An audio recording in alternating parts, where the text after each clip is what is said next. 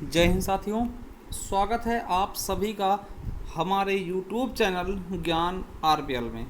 दोस्तों को बता दें कि जो आपके एग्ज़ाम लगे हुए हैं उत्तर प्रदेश वन रक्षक यानी कि यूपी ट्रिपल एससी द्वारा करवाए जाते हैं, तो UP triple SC forest guard या फिर यूपी ट्रिपल एससी वीडियो री एग्ज़ाम, इसके अलावा आपके जो यूपी पुलिस की वैकेंसी आने वाली हैं और Uttar Pradesh police radio operator या फिर दोस्तों अन्य किसी भी एग्ज़ाम के लिए बहुत ही महत्वपूर्ण क्लास है, जिसमें हमने बोला था कि आप लोगों के लिए हम संपूर्ण हिंदी और यूपी स्पेशल दोस्तों शुरू कर चुके हैं। रेगुलर आपको इसकी क्लासें मिल जाती है और आपको बता दें अभी तक हमने हिंदी की टोटल 22 क्लासें कर ली हैं।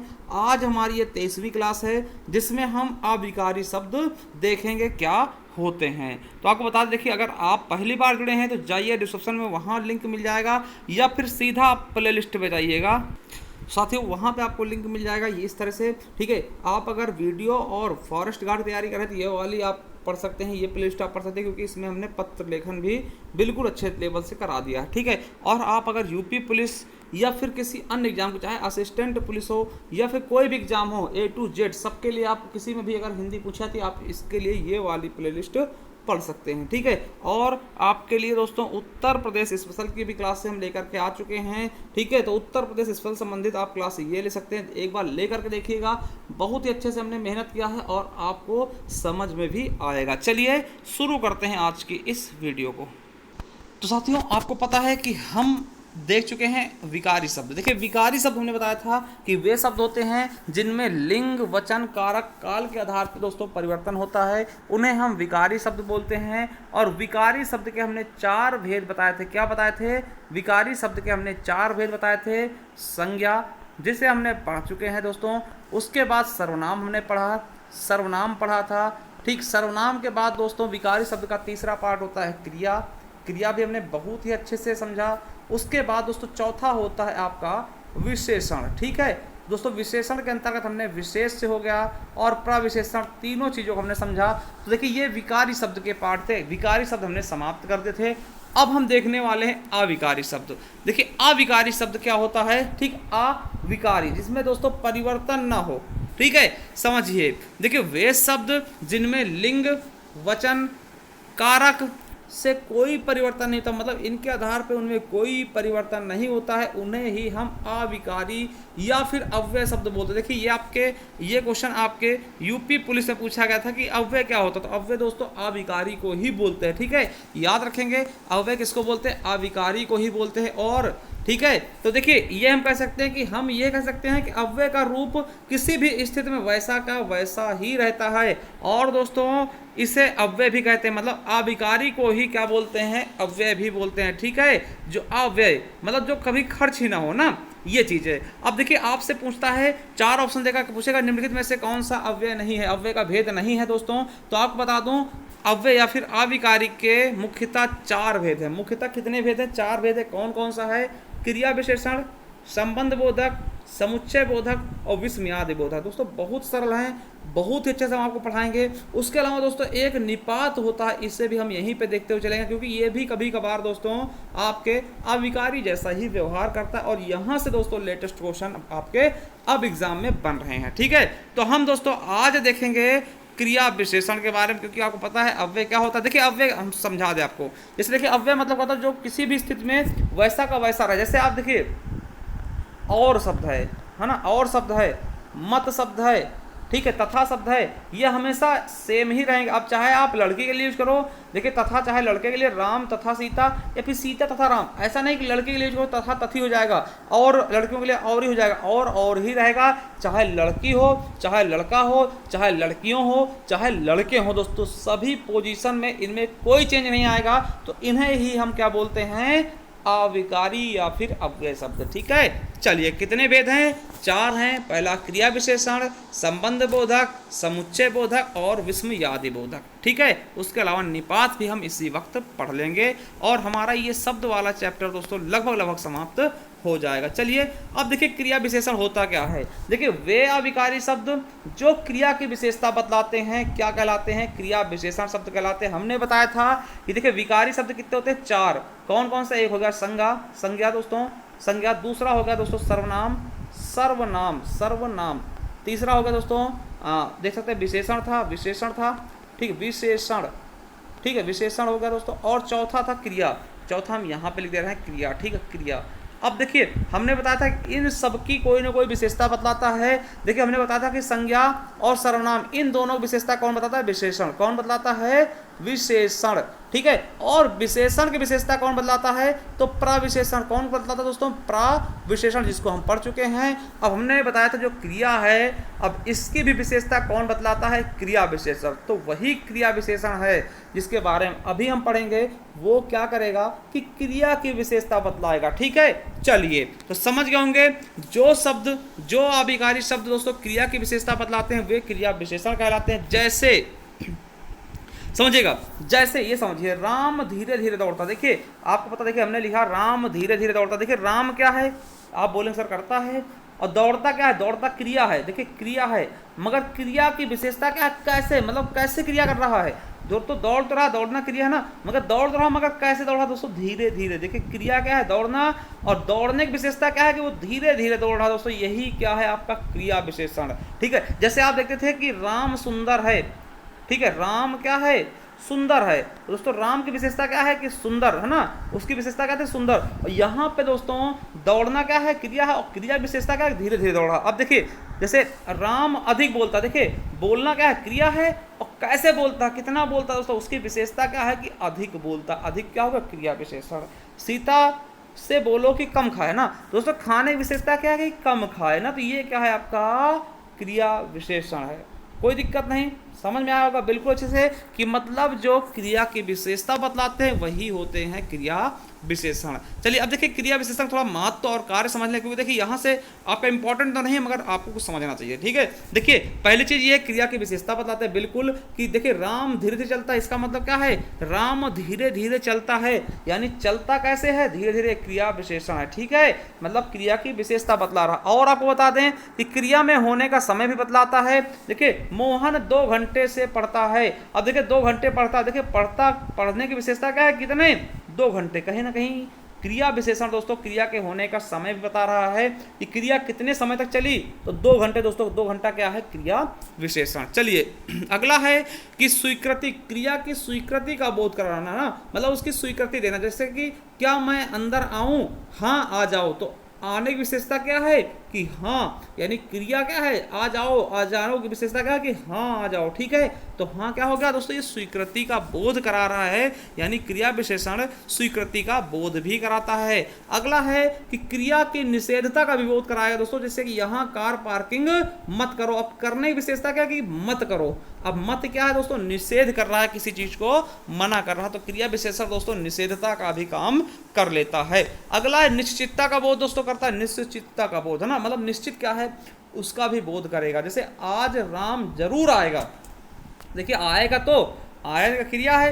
अब कैसे आएगा दोस्तों? कितना कंफर्म है? तो जरूर आएगा, मतलब एकदम कंफर्म कर दिया, निश्चित हो गया दोस्तों। तो निश्चितता का बोध भी कराता है। और दोस्तों अनिश्चितता का भी बोध कराएगा। कैसे?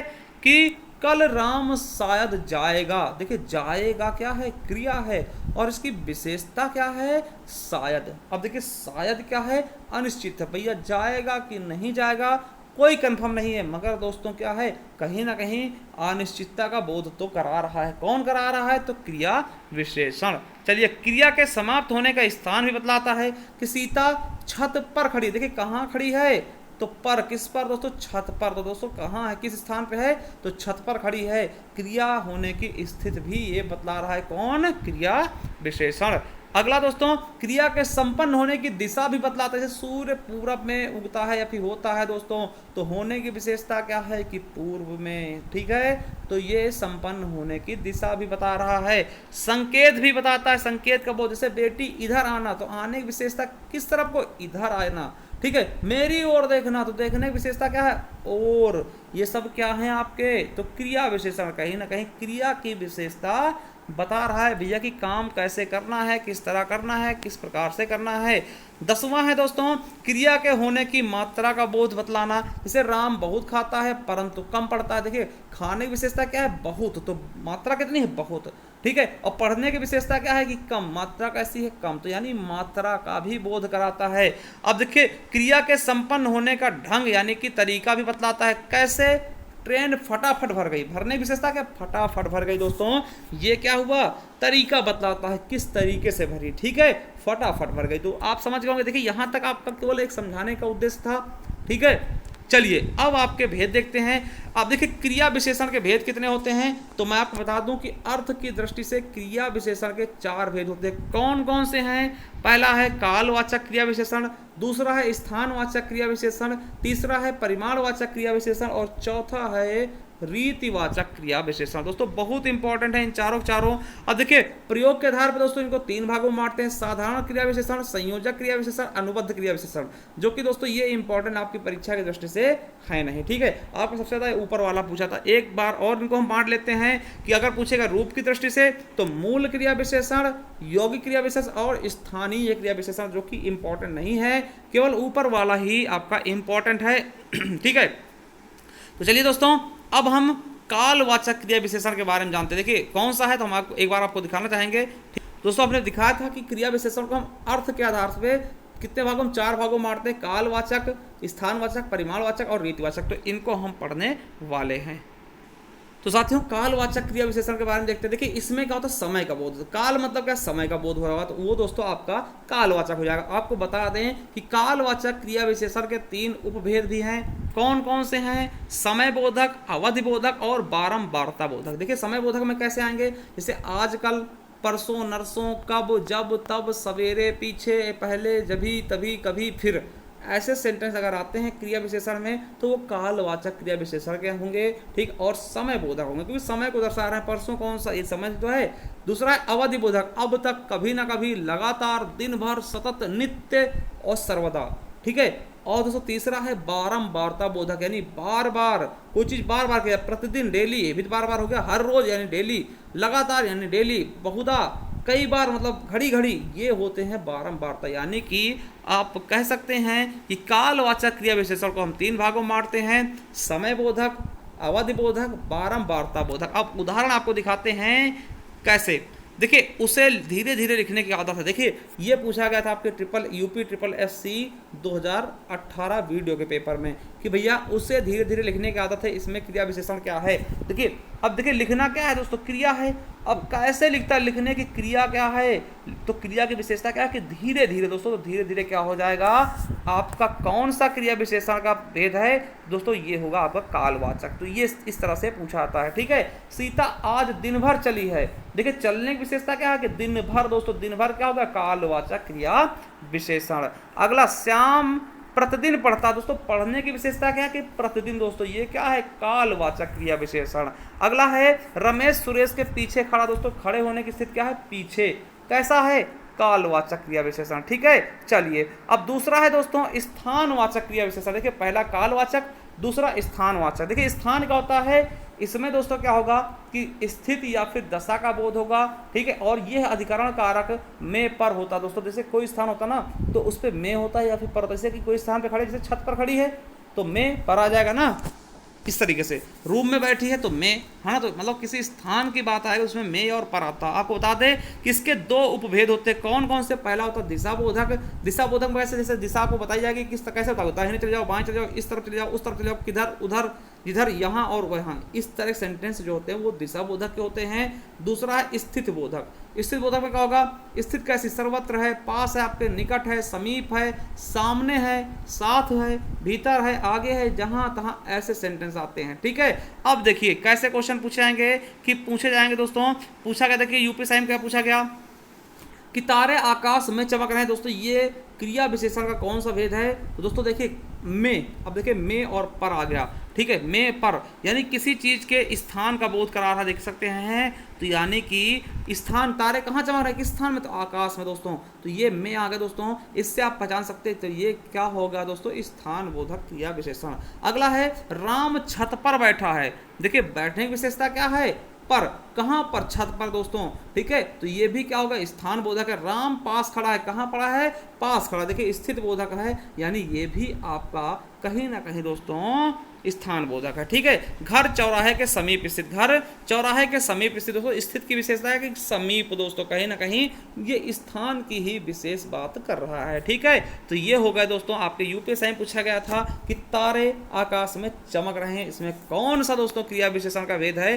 तो स्थानवाचक, ऐसे पूछा था, ठीक है। चलिए अब देखिए रीतिवाचक क्रिया विशेषण दोस्तों सबसे ज्यादा यहीं से पूछा था, रीतिवाचक से ही अधिकतर क्वेश्चन बनते हैं। देखिए इससे रीति का बोध होता है, रीति का बोध होता है, इसके साथ भेद है। पहला कारण बोधक, कारण जैसे आपसे बोलेंगे भैया कोई कारण बताइए, तो कहिए सर जी इसलिए नहीं आए, क्यों नहीं आए, है ना, करके। तो कारण के लिए कैसे सेंटेंस आएंगे, इसलिए, क्यों, करके। देखिए इनको आपको याद नहीं करना, केवल आपको ये देखना कि कौन से रीति में होंगे, कौन से किस में होंगे, ठीक है।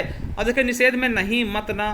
स्वीकार बोधक में कोई स्वीकार करोगे तो कहोगे हाँ ठीक है, अच्छा जी, अवश्य आएंगे, है ना।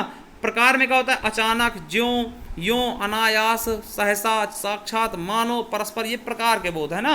और चौथा है आपका निश्चय बोधक, वस्तुतः, निसंदेह, बेशक, जरूर, अवश्य, सचमुच, मुख्य, ऐसे सेंटेंस, ठीक है।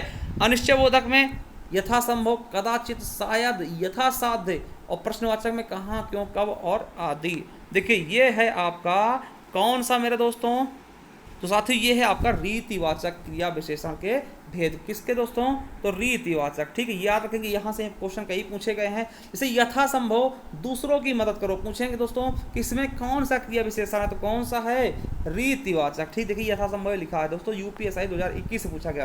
कोरोना अचानक फैल गया, कोरोना अचानक फैल गया दोस्तों, अचानक कैसा है, तो दोस्तों ये क्या है, रीति है, ठीक है, रीतिवाचक क्रिया विशेषण है। सीता अचानक आ गई, रीतिवाचक क्रिया विशेषण, आने की विशेषता है क्या है कि अचानक, ठीक है। काहे को परेशान हो रहा है दोस्तों, यूपीएससी 2021 का क्वेश्चन है, काहे को परेशान हो रहा है दोस्तों, कौन सा, रीतिवाचक। हमेशा अच्छा खाना चाहिए दोस्तों, कैसा है, रीतिवाचक, ठीक है। तो ये दोस्तों आपके यूपीएससी एग्जाम में पूछे गए हैं कुछ क्वेश्चन, ठीक है। चलिए आगे दोस्तों देखते हैं परिमाणवाचक। दोस्तों आपको बता दें कि परिमाणवाचक क्रिया विशेषण के टोटल 5 भेद हैं। पहला है पर्याप्ति बोधक, जैसे कोई चीज़ आपको मिल रहा है तो पर्याप्ति में कैसे, बस करो भैया, केवल इतना दे दो, काफ़ी है, चाहे, अस्तु, ठीक, बराबर, ऐसे सेंटेंस। तुलना बोधक में किसी तुलना करेंगे तो और हो गया, अधिक हो गया, कम, कितना, जितना, उतना, ऐसे सेंटेंस, ठीक है। और उसके अलावा क्रम बोधक में तो क्रम से, यथाक्रम, थोड़ा थोड़ा, तिल तिल, एक एक, इस तरह से। अधिक में क्या होगा, खूब, बहुत, बिल्कुल, भारी, अत्यंत, अति, निरा, निपट, सर्वथा, पूर्णतः, इस तरह। और न्यूनता बोधक में किंचित, जरा, थोड़ा, कुछ, लगभग, अनुमानता, प्राय, इस तरह के सेंटेंस आपके आते हैं, ठीक है। तो चलिए दोस्तों आपको दिखाते हैं इसके कुछ क्वेश्चन। देखिए जैसे सीता बहुत सोती है, सीता बहुत सोती है मेरे दोस्तों, तो सोने की विशेषता क्या है, बहुत, ठीक है। दोस्तों परिमाण क्या है, परिमाण क्या होता है दोस्तों, कहाँ पे, जहाँ पे आपको पता है कि तौलने मापने वाली चीज़ें कर ली जाए, जैसे बहुत, है ना, कम, थोड़ा, ज़्यादा, बिल्कुल, है ना, इस तरह से। तो सीता बहुत सोती है, उसमें परिमाणवाचक क्रिया विशेषण है। राम कम पढ़ता, पढ़ने की विशेषता है कम, दोस्तों कम कैसा है, परिमाणवाचक। वह काम को थोड़ा थोड़ा करता है, यानी कि परिमाण बोधक, ठीक है। और दोस्तों राम बिल्कुल आएगा, सीता कुछ लाएगी, ये सब क्या है, परिमाण है। देखिए ये क्वेश्चन आपके एग्जाम में पूछा गया था आपके यूपी SSC वीडियो 2018 की, वह एक सप्ताह बाद आएगा, कैसा है दोस्तों, परिमाण बोधक, ठीक है, परिमाणवाचक क्रिया विशेषण, ठीक है। समझ गए होंगे दोस्तों। देखिए क्रिया विशेषण के और जो भेद है दोस्तों यही आपके लिए इंपॉर्टेंट थे, इसलिए बस आप इतना ही जानिए, ठीक है। और आगे आपको जानने की आवश्यकता भी नहीं है, क्योंकि वहाँ से क्वेश्चन आपके एग्जाम में आते भी नहीं हैं। तो साथियों एक क्वेश्चन हम आपके लिए छोड़ के जा रहे हैं, अब बताइएगा इनमें से कौन सा क्रिया विशेषण है, बुद्धिमान, पहला, मीठा या फिर तेज, इनमें से कौन सा क्रिया विशेषण शब्द है, आपके यूपीएससी 2021 में पूछा गया क्वेश्चन है। तो बताइएगा फटाफट दोस्तों, आंसर करिएगा। और क्लास कैसी लगी, इसके बाद दोस्तों हम संबंध बोधक देखेंगे, फिर समुच्चय बोधक, फिर विस्मयादि बोधक, और उसके बाद निपात देख लेंगे। तो आप बताइए कमेंट बॉक्स में कैसी लगी क्लास, अगर अच्छी लगी तो कमेंट जरूर करिएगा। Thank you. आपको बता दोस्तों हमारी ई बुक भी है, अगर आप परचेस करना थे परचेस कर सकते हैं, जिनका लिंक हम दोस्तों नीचे डिस्क्रिप्शन में दे चुके हैं, ठीक, वहाँ जा करके आप ई बुक हमारी परचेस कर लीजिएगा, ठीक है। बहुत अच्छे दोस्तों उसमें हिंदी हमने पढ़ा रखा है, या फिर हिंदी के आपको सारी नोट्स आपको मिल जाएंगी उसी ई बुक में। थैंक यू, धन्यवाद।